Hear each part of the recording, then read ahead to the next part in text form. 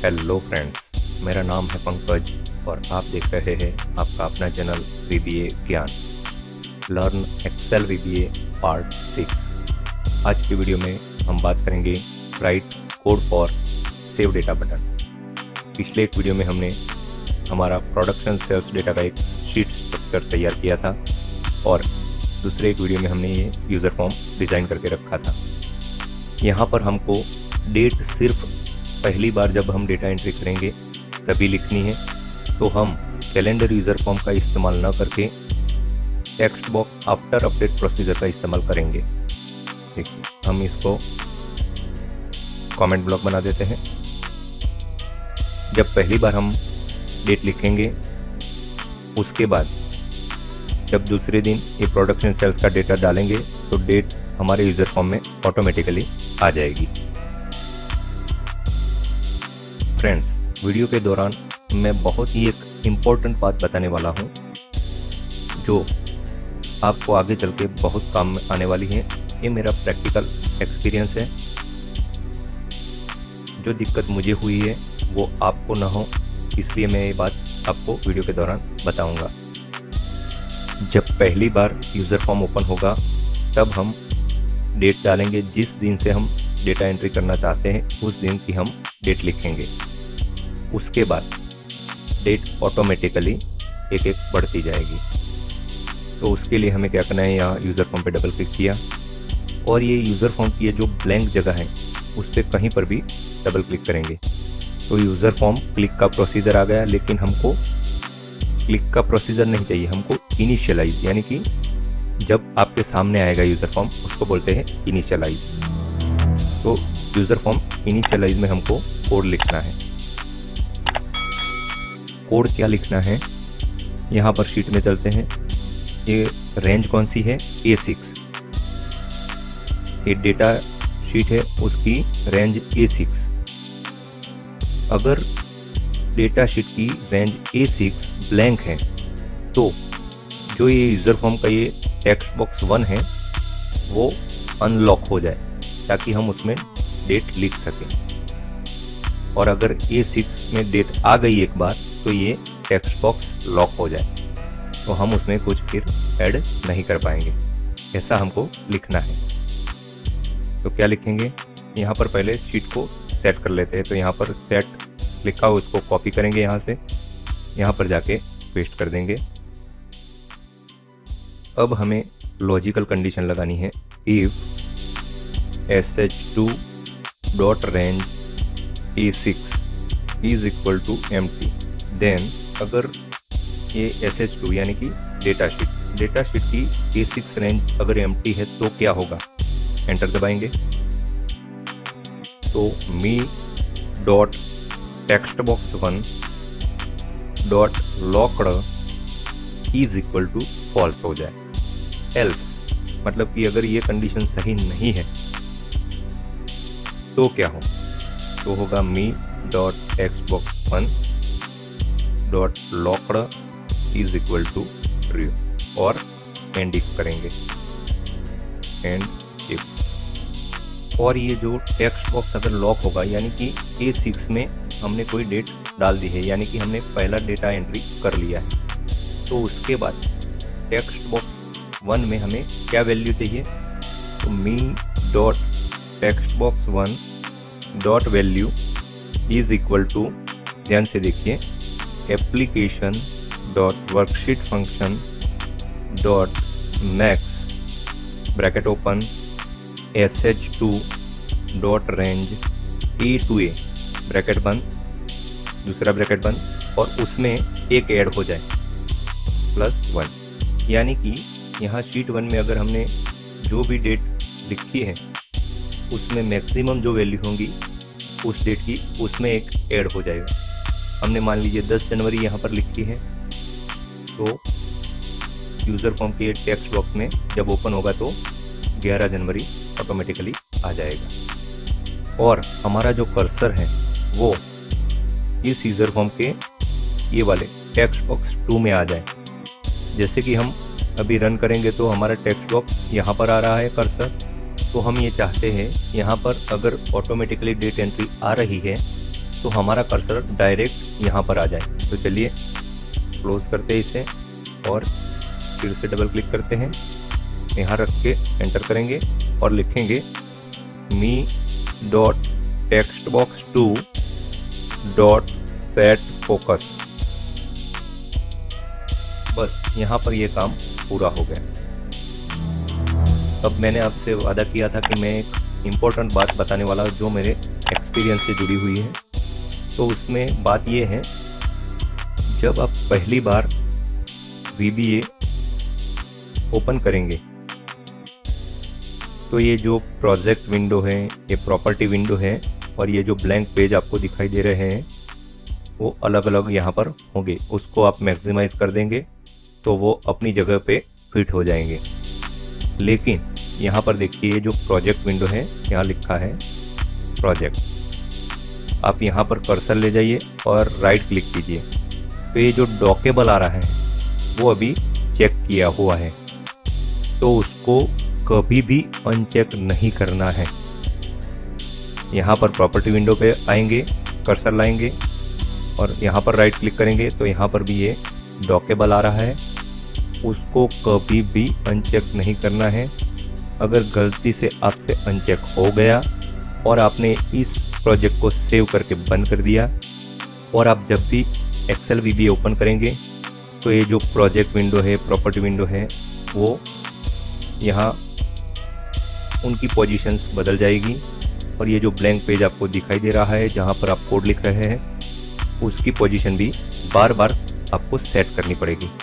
वो ऑटोमेटिकली यहाँ पर इस तरह से नहीं आएगी। मेरे साथ भी ऐसा हुआ था, अचानक मैंने ये डॉकेबल अनचेक कर दिया और मैंने सेव करके मैं बाहर निकल गया। फिर जब भी मैं एक्सेल VBA ओपन करता तो ये सब अलग अलग पोजीशन पे आते, मुझे उन सब को मूव करा के उनकी पोजीशन पे रखना पड़ता था। तो उसका उपाय सिर्फ और सिर्फ एक ही होगा, तो आपको आपकी MS ऑफिस अनइंस्टॉल करनी पड़ेगी और फिर से आपको आपकी MS ऑफिस इंस्टॉल करनी पड़ेगी। तो ये बात बहुत ही इम्पोर्टेंट थी जो मैंने अपने अनुभव के हिसाब से कही है, तो ये बात ध्यान में रखिएगा। अब बढ़ते हैं सेव डेटा बटन की ओर। यहाँ पर सेव डेटा बटन बनाया हुआ है, यहाँ पर डबल क्लिक करेंगे। यहाँ पर देखिए हमने वेरिएबल डिफाइन किया हुआ है, तो यहाँ पर हम कोड लिखेंगे। हमारे पास कितने टेक्स्ट बॉक्स हैं, 1 से लेके 9 तक। हमारा ये 9 टेक्स्ट बॉक्स का डेटा हम इस शीट में यहाँ पर ट्रांसफ़र करने वाले हैं। तो जहाँ पर डेटा ट्रांसफ़र करना है उसको पहले लिखना होता है, मतलब कि sh2 डॉट रेंज। अब यहाँ पर हम रेंज नहीं लिख सकते, हम लिखेंगे सेल्स, ब्रैकेट ओपन। अब कौन सी पोजीशन पे हमें डेटा एंट्री करवानी है, तो लास्ट रो। तो लास्ट रो हमने निकाल के रखा है LR SH2, LR SH2 comma, पहले ये रो हो गया। अब कॉलम नंबर 1, ब्रैकेट बंद, dot value is equal to me dot text box 1 dot value. बस अब इसको फटाफट कॉपी कर लेते हैं।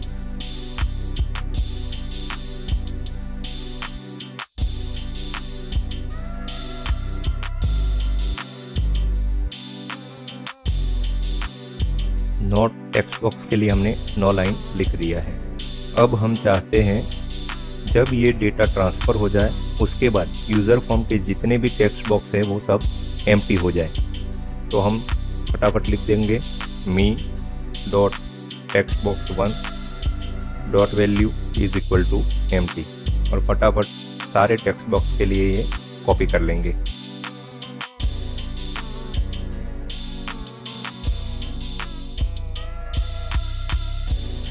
हम ये चाहते हैं जब हमारा डेटा ट्रांसफ़र हो जाए शीट में उसके बाद हमें मैसेज मिले और फिर जो ये टेक्स्ट बॉक्स है सारे वो क्लियर हो जाए। तो ये 2 कोड के बीच में हम मैसेज बॉक्स का एक कोड लिखेंगे, MSG box space double inverted comma data saved, double inverted comma, फिर कॉमा, VB ओके ओनली और एंटर। अब हमारे यूज़र फॉर्म में यहाँ पर देखिए, हम यहाँ मान लीजिए 30 kg का कोई बैग का प्रोडक्शन कर रहे हैं और उसका सेल्स कर रहे हैं, उसका डेटा हम यहाँ पर लिखेंगे। तो हम सिर्फ और सिर्फ बैग की क्वांटिटी लिखेंगे, metric ton, cumulative bag, cumulative metric ton सब ऑटोमेटिकली आ जाएगा। तो हमें इन 3 टेक्स्ट बॉक्स और इन 3 टेक्स्ट बॉक्स में हमें एंट्री करने की ज़रूरत नहीं है। तो इन 3 टेक्स्ट बॉक्स को हम सिलेक्ट करेंगे ऐसे, और यहाँ पर प्रॉपर्टी विंडो में देखिए ये जो लॉक्ड है उसको ट्रू कर देंगे। ऐसे ही इसको भी सिलेक्ट करेंगे और locked is equal to true कर देंगे। अब जैसे ही हम बैग की क्वांटिटी यहाँ पर एंटर करेंगे और यहाँ पर मेट्रिक टन और ये सब ऑटोमेटिकली आ जाएगा। तो उसके लिए हमें कोड लिखना पड़ेगा। कहाँ लिखेंगे? यहाँ पर। मैं यहाँ आपको डिटेल में समझा रहा हूँ ताकि आपको कोड लिखने में कोई भी परेशानी ना हो। वीडियो थोड़ा लंबा हो सकता है तो धीरज रखिए और शांति से वीडियो देखिए। तो यहाँ पर कोड लिखेंगे कि हमें टेक्स्ट बॉक्स 3 में क्या रिजल्ट चाहिए। तो me dot text box 3 dot value बराबर me dot text box 2 dot value into 30 divided by 1000। यानी कि टेक्स्ट बॉक्स 2 में हम जो भी वैल्यू लिखेंगे उसको 30 से मल्टीप्लाई करके 1000 से डिवाइड करना है। यूज़र फॉर्म ओपन करके देखते हैं और यहाँ पर एरर भी आएगा, वो भी मैं आपको समझाऊंगा। देखिए हमने यूज़र फॉर्म ओपन किया, यहाँ पर हम लिखेंगे 500, तो ये 15 मेट्रिक टन आ गया। लेकिन मान लीजिए हमसे कोई गलती हो गई है और हम ये बैक स्पेस दबाते हैं तो ये एरर आ रहा है। तो इसको ठीक कैसे करेंगे? यहाँ पर डिबग पे क्लिक करेंगे तो देखिए ये दिखाई दे रहा है कि यहाँ पर कुछ गलती हुई है। तो यहाँ पर कर्सर ले जाइए, देखिए यहाँ पर क्या दिखाई दे रहा है 0.15। यहाँ पर क्या दिखाई दे रहा है एम्प्टी। ये कोड में गलती नहीं है, लेकिन हमने कोड पूरा नहीं लिखा है क्योंकि एम्प्टी के लिए हमने कोई कोड नहीं लिखा है।